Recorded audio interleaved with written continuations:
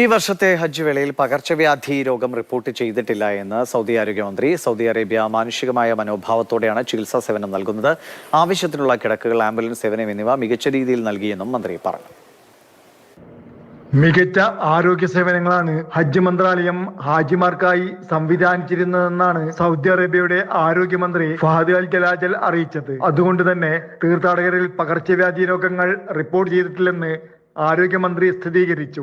Saudi Arabia മനുഷ്യത്വപരമായ മനോഭാവത്തോടെയും സേവന സന്നദ്ധതയോടെയുമാണ് ചികിത്സാ കാര്യങ്ങൾ നൽകിപ്പോരുന്നത്. ഹജ്ജ് സീസണിലെ ആരോഗ്യ പരിപാലന ശ്രമങ്ങൾ ആരോഗ്യ സംവിധാനത്തിന്റെയും ഹജ്ജ് സുരക്ഷാ സേനയുടെയും ശ്രമങ്ങളുടെ ഭാഗമാണ്. ആരോഗ്യ സംവിധാനം 4,60,000-ലധികം സ്പെഷ്യലൈസ്ഡ് ചികിത്സാ സേവനങ്ങൾ നൽകിയിട്ടുണ്ട്. എല്ലാറ്റിലുമുപരി മനുഷ്യന്റെ ആരോഗ്യത്തിന് പരിഗണന എന്ന സൗദി ഭരണാധികാരികളുടെ നിർദ്ദേശങ്ങൾക്കനുസൃതമായാണ് പ്രവർത്തിച്ചത്. നിലവിൽ മക്ക, മദീന പുണ്യനഗരങ്ങളിൽ ഹജ്ജ് കർമ്മം നിർവഹിച്ചു കഴിയുന്ന തീർത്ഥാടകരുടെ ആരോഗ്യനില ആശ്വാസകരമാണ്.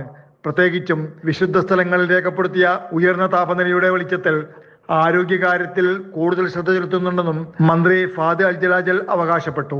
Jafar Ali, Palakkode, Mathrubhumi news, Jeddah.